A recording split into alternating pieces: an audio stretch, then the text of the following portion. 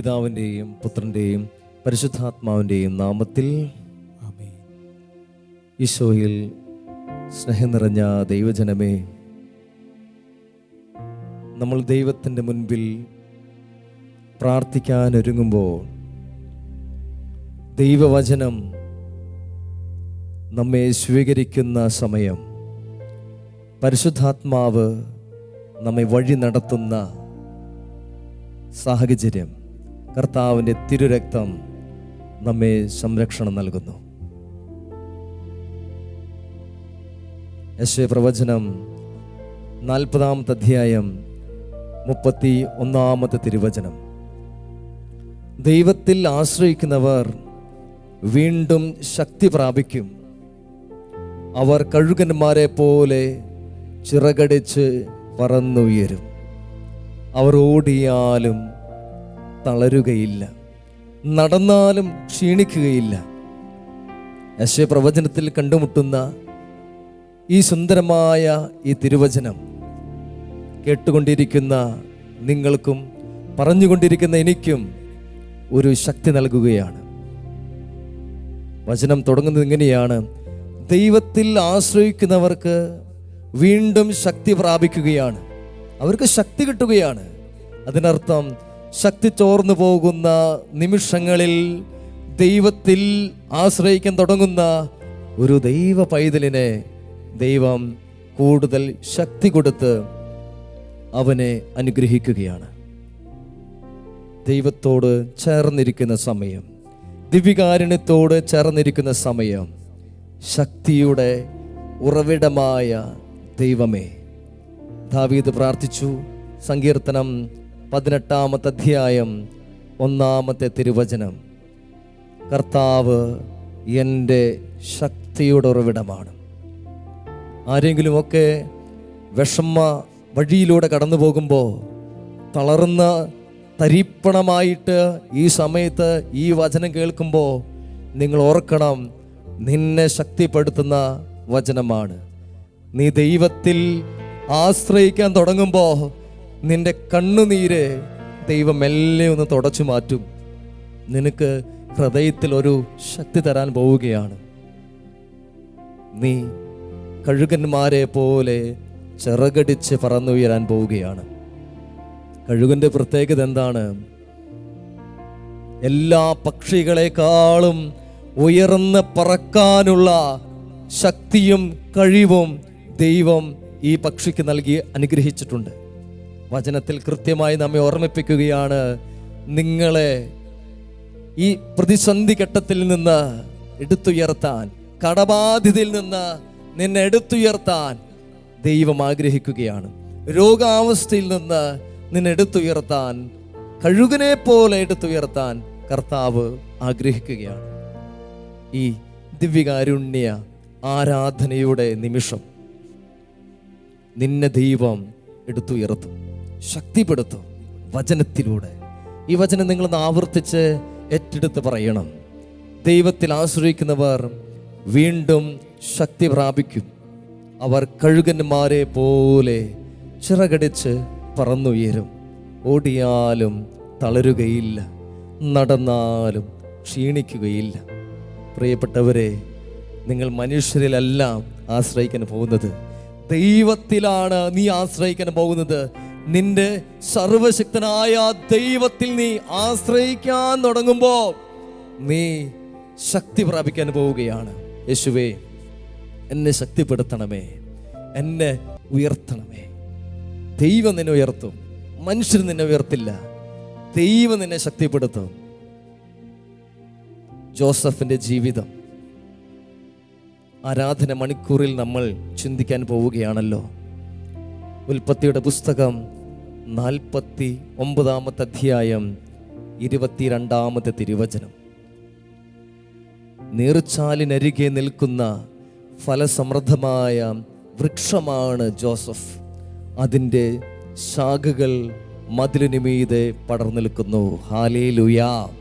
ചേർന്ന് പറഞ്ഞേ, ഹല്ലേലൂയാ, ഹല്ലേലൂയാ, ഹല്ലേലൂയാ, ഹല്ലേലൂയാ. നീർച്ചാലിനരികെ നിൽക്കുന്ന ഫലസമൃദ്ധമായ വൃക്ഷമാണ് ജോസഫ്. അതിൻ്റെ ശാഖകൾ മതിലിന് മീതെ പടർന്നു നിൽക്കുകയാണ്. നമുക്കൊരു നിമിഷം ആ നീർച്ചാലിനരികെ ഇരുന്നു കൊണ്ട് വചനം വെച്ച് പ്രാർത്ഥിക്കാൻ പോവുകയാണ്. ദിവ്യകാരുണ്യനാഥനായ ഈശോയുടെ മുൻപിൽ നമ്മുടെ എല്ലാ വിഷമങ്ങളും സമർപ്പിക്കുന്നു. ആ നീർച്ചാല് നമുക്കൊരു ഫലസമൃദ്ധമായ ഒരു വൃക്ഷമായി നമ്മളെ എടുത്തുയർത്തട്ടെ. നമ്മുടെ ജീവിതത്തെ, അതിൻ്റെ ശാഖകളെ നന്മയുടെ വെളിച്ചമായി ആ ദിവ്യകാരുണ്യനാഥൻ ശക്തിപ്പെടുത്താൻ പോവുകയാണ്. നമുക്കൊന്നു ചേർന്ന് ആ സർവശക്തനായ ദൈവത്തെ ആരാധിച്ച് സ്തുതിച്ച് മഹത്വപ്പെടുത്താം. ദൈവം നമ്മെ ശക്തിയായി അനുഗ്രഹിക്കട്ടെ.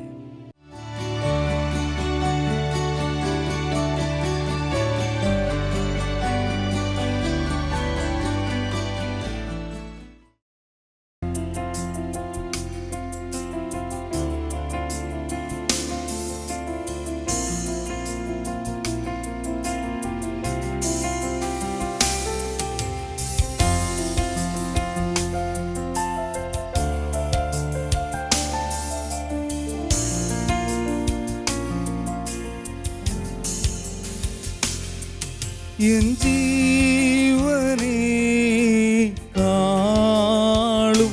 നീ വലിയതാണെനിക്ക്.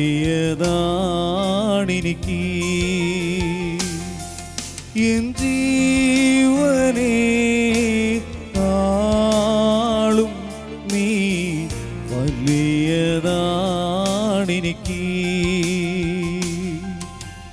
ആരാധന ആരാധന ആരാധന ആരാധന ആരാധന ആരാധന ആരാധന ആരാധന ആരാധന ആരാധന ആരാധന ആരാധന. കാരുണ്യവാനായ തമ്പുരാൻ എന്നെ കാണുവാൻ എൻ്റെ ജീവിതത്തിലേക്ക് ഇറങ്ങി വരുന്ന സമയമാണ്. ഒന്ന് ചേർന്ന് സ്നേഹത്തോടെ ആ തമ്പുരാനെ നന്ദിയും സ്തുതിയും ആരാധനയും സമർപ്പിക്കുകയാണ്.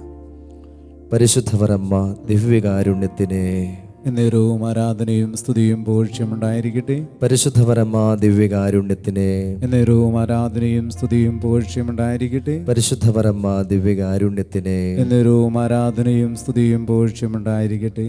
കർത്താവിൻ്റെ തിരുസന്നിധിയിൽ ഒന്നു ചേർന്ന് നാം പ്രാർത്ഥിക്കുകയാണ്.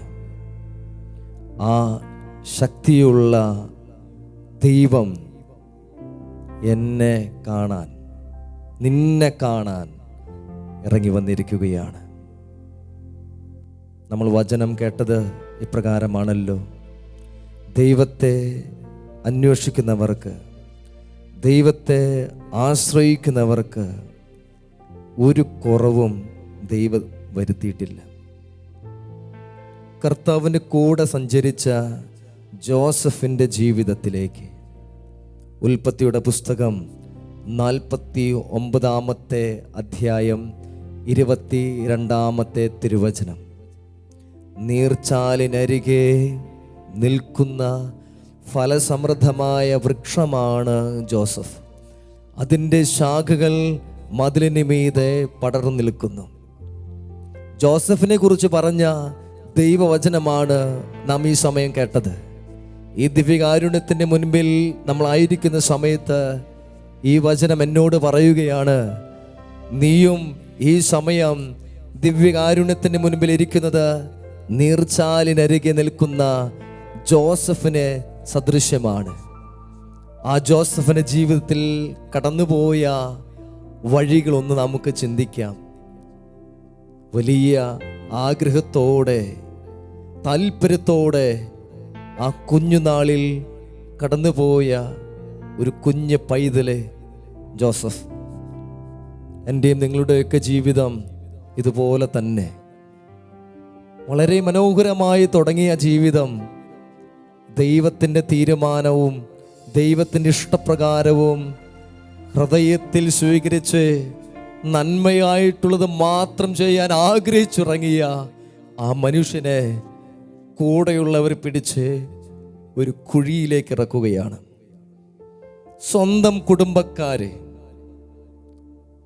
സ്വന്തപ്പെട്ടവർ കൂടെ ഉണ്ടാകുമെന്ന് ഞാൻ പ്രതീക്ഷിക്കുന്നവരെ, ജോസഫ് പ്രതീക്ഷിച്ചവരെ കുഴിയിൽ ഇറക്കുകയാണ്.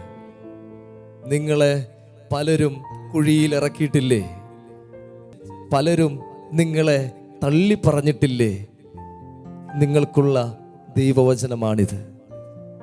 നിന്നെ മാറ്റി നിർത്തിയിട്ടില്ലേ? ഈ ജോസഫിനെ മാറ്റി നിർത്താൻ പോവുകയാണ്. എവിടെ? കുടുംബത്തിൽ നിന്ന് അവനെ വിൽക്കുകയാണ്. കുടുംബത്തിൽ നിന്ന് അവനെ ഒരു വില കൽപ്പിക്കാതെ മറ്റുള്ളവരുടെ കരങ്ങളിലേക്ക് പകുത്തു കൊടുക്കുകയാണ്. നിന്നെ ഈ കുടുംബത്തിന് ആവശ്യമില്ല. നീ ഇപ്പോൾ ചിന്തിക്കുന്നുണ്ടാവും, നിന്നെ ഈ കുടുംബത്തിന് ആവശ്യമില്ല എന്ന് ഈ സമയത്ത് ചിന്തിച്ചു കൊണ്ടിരിക്കുന്ന ആരെങ്കിലും ഉണ്ടെങ്കിൽ നീ ജോസഫിനെ കുറിച്ച് ചിന്തിച്ചോ. നിന്നെ ആവശ്യമുള്ള ഒരു വ്യക്തി ഈ ലോകത്തിലുണ്ട്. പ്രിയപ്പെട്ട ദൈവജനമേ, ഈ ദിവ്യകാരുണ്യ ആരാധനയുടെ മുൻപിൽ നമ്മൾ ഒന്ന് ചേർന്ന് പ്രാർത്ഥിക്കുമ്പോൾ ജോസഫിൻ്റെ ജീവിതത്തിലൂടെ കടന്നുപോയ ഈ വഴികൾ, അവൻ പൊത്തിഫറിന്റെ വീട്ടിലേക്ക് പോകുന്നു. അവൻ ചെല്ലുന്ന ഇടങ്ങളിൽ മുഴുവനും ദൈവം അനുഗ്രഹിക്കുകയാണ്. ജോസഫിനെ ഓർത്ത് ദൈവം പൊത്തിഫറിനെ അനുഗ്രഹിക്കാൻ പോവുകയാണ്. അങ്ങനെ ഈ പൊത്തിഫറിന്റെ ജീവിതത്തിലേക്ക് അനുഗ്രഹങ്ങൾ വന്നപ്പോഴും ഈ പൊത്തിഫർ അറിഞ്ഞില്ല ജോസഫ് കാരണമാണ് ഇതെല്ലാം വരുന്നതെന്ന്. തീർന്നില്ല. അടുത്തത് അവൻ ചെന്ന് മുട്ടിയത് ഫറവോയുടെ വീട്ടിലേക്കാണ്. അവിടെ ചെന്നപ്പോഴും മുഴുവനും അനുഗ്രഹങ്ങൾ ഫറവോന്റെ വീട്ടിലേക്ക്. ഉൽപ്പത്തിയുടെ പുസ്തകം 41 അധ്യായത്തിൽ ഇങ്ങനൊരു വചനം കാണുന്നുണ്ട്. അവൻ ഇരുണ്ടറയിൽ, തടവറയിൽ വിഷമിച്ച് കഴിഞ്ഞുകൊണ്ടിരിക്കുന്ന സമയത്ത് ഫറവോയുടെ ആ പടയാളികൾ വന്നിട്ട് അവനെ വിളിക്കുന്നുണ്ട്. നിന്നെ രാജാവ് വിളിക്കുന്നുണ്ട്, ഒന്ന് വരണം. ചെന്നു. അപ്പോഴാണ് പറയുന്നത്, നീ എൻ്റെ സ്വപ്നം നീ വ്യാഖ്യാനിക്കണം. ഇത്രയും ദിവസം ഇരുളടഞ്ഞ ആ മുറിയിൽ കഴിഞ്ഞിരുന്ന ഒരു വ്യക്തിയെ ദൈവം എടുത്തുയർത്താൻ പോവുകയാണ്. ഇത്രയും നാൾ ആർക്കും വേണ്ടാതിരുന്ന ഒരു വ്യക്തിയെ, ഇത്രയും നാൾ ഒരു വിലയും കൽപ്പിക്കാതിരുന്ന ഒരു വ്യക്തിയെ ദൈവം ആ ഈജിപ്തിലെ ഒരു ഭരണാധികാരിയാക്കി ദൈവം അവനെ എടുത്തുയർത്താൻ പോവുകയാണ്. ഹല്ലേലൂയാ, ഹല്ലേലൂയാ, ഹല്ലേലൂയാ, ഹല്ലേലൂയാ, ഹല്ലേലൂയാ, ഹല്ലേലൂയാ. ദൈവത്തിന് ഒരൊറ്റ നിമിഷം മതി നിന്നെ എടുത്തുയർത്താൻ. ദൈവത്തിന് ഒരൊറ്റ വാക്ക് മതി നിന്റെ ജീവിതത്തിൽ നിന്നെ പൊക്കിയെടുക്കാൻ. അവനെ ആ നാടിൻ്റെ ഭരണാധികാരിയാക്കി മാറ്റി ദൈവം അനുഗ്രഹിക്കുകയാണ്. പ്രിയമുള്ളവർ, ഈ ദിവ്യകാരുണ്യ ആരാധനയുടെ മുൻപിൽ നിങ്ങളുടെ നിയോഗങ്ങൾ സമർപ്പിക്കുക. നിങ്ങളുടെ വേദനകൾ, ജോസഫിനെ പോലെ കടന്നുപോയ വഴികൾ പ്രത്യേകം ഈ സമയത്ത് ഓർക്കുകയാണ്. ജോസഫിനെ ആരോടും പരിഭവമുണ്ടായിരുന്നില്ല. എല്ലാവരും അവനെ തള്ളിക്കളഞ്ഞില്ലേ? നിങ്ങൾ കൊള്ളില്ല എന്ന് പറഞ്ഞ് നിങ്ങൾ മാറ്റി നിർത്തുന്നവരില്ലേ? ഞാൻ എൻ്റെ ജീവിതത്തെക്കുറിച്ച് ഓർക്കുകയാണ്. നിനക്ക് സംസാരിക്കാനുള്ള കഴിവില്ല, നിനക്ക് 4 ആളുടെ മുൻപിൽ നിന്ന് പറയാൻ അറിയില്ല. എൻ്റെ മുഖത്ത് നോക്കി പറഞ്ഞിട്ടുണ്ട് പലരും. ശരിയാണ്, പറയാൻ അറിയില്ല, കാണാൻ കൊള്ളത്തില്ല നമ്മൾ ആരും.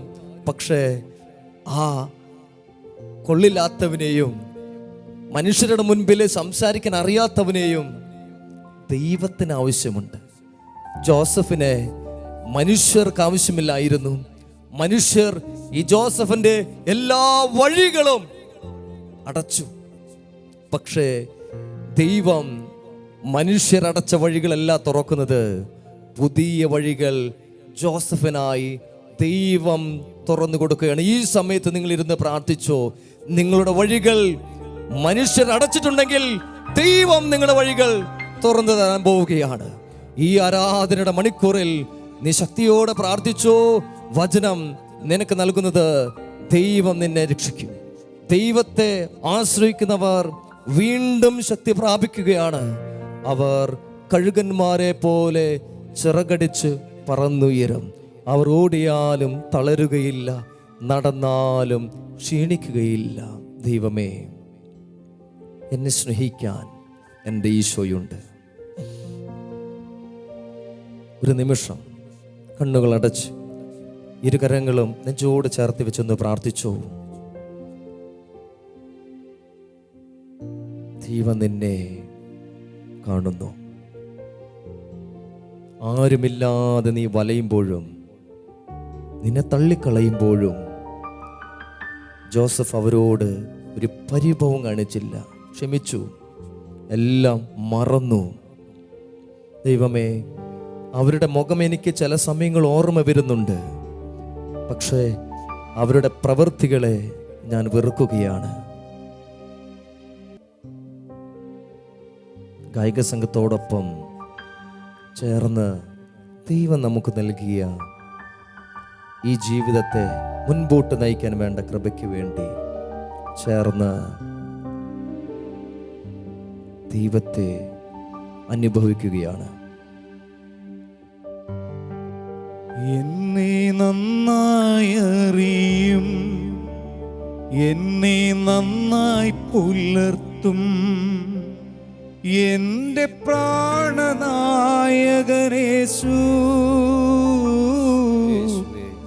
എന്നെ നന്നായി അറിയും, എന്നെ നന്നായി പുലർത്തും എൻ്റെ പ്രാണനായകനേശു.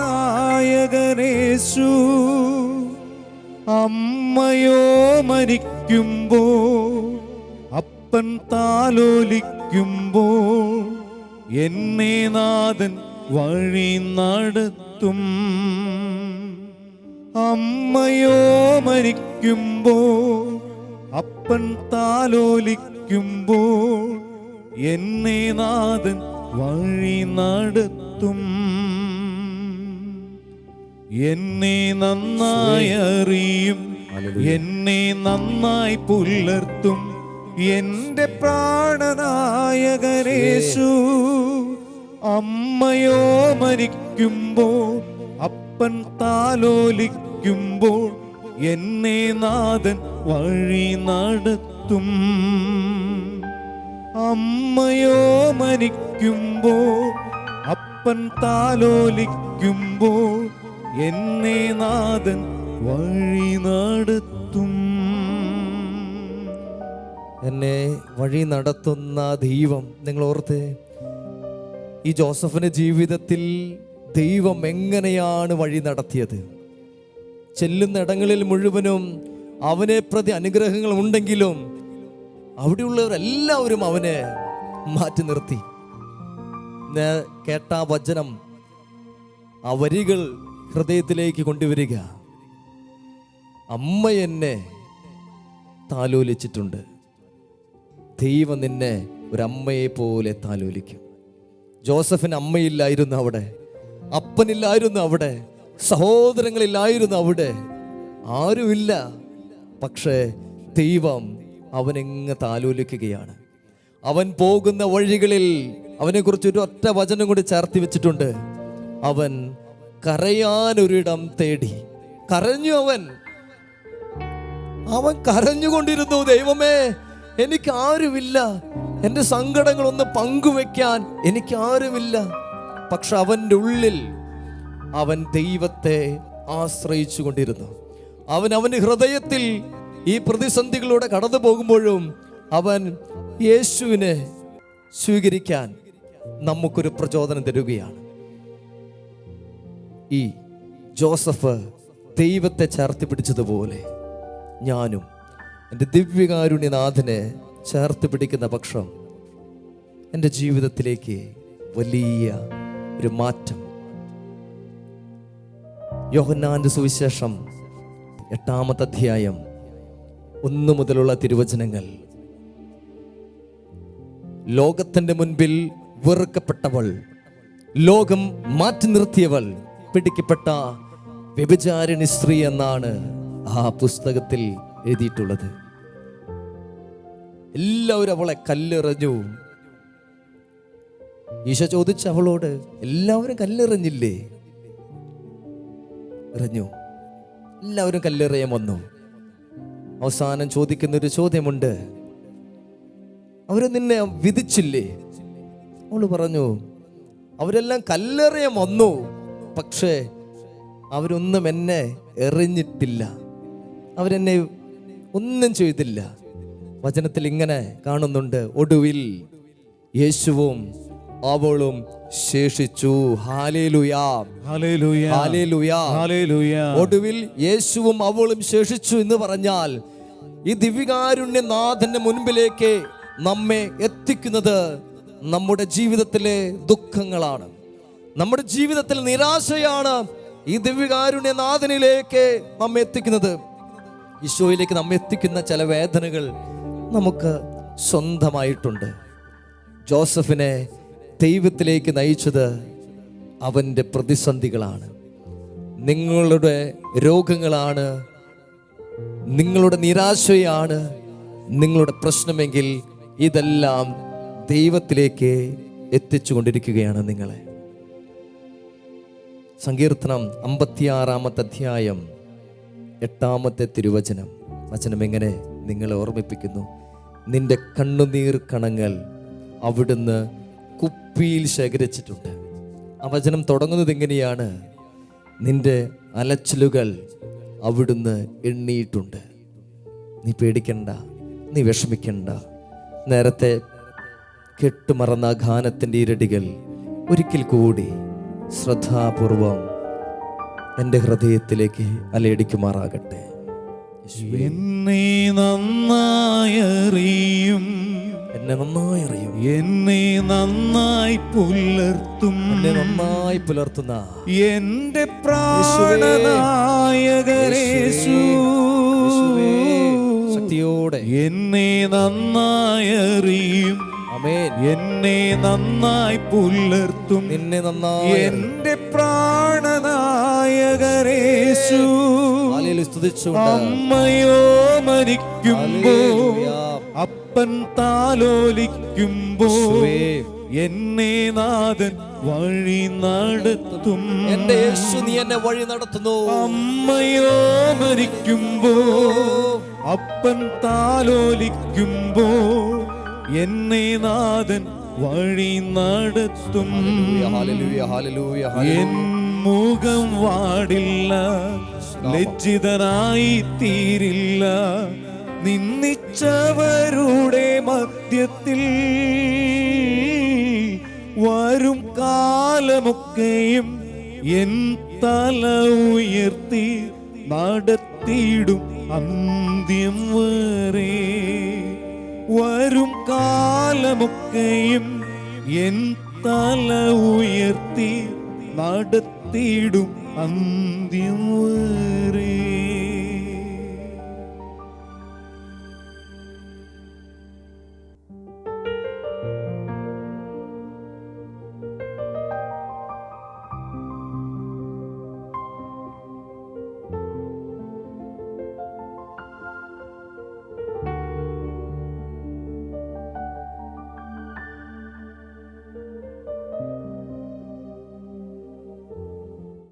പരിശുദ്ധ പരമ ദിവ്യകാരുണ്യത്തിന് എന്നേരവും ആരാധനയും സ്തുതിയും പുകഴ്ചയും ഉണ്ടായിരിക്കട്ടെ. പരിശുദ്ധ പരമ ദിവ്യകാരുണ്യത്തിന് എന്നേരവും ആരാധനയും സ്തുതിയും പുകഴ്ചയും ഉണ്ടായിരിക്കട്ടെ.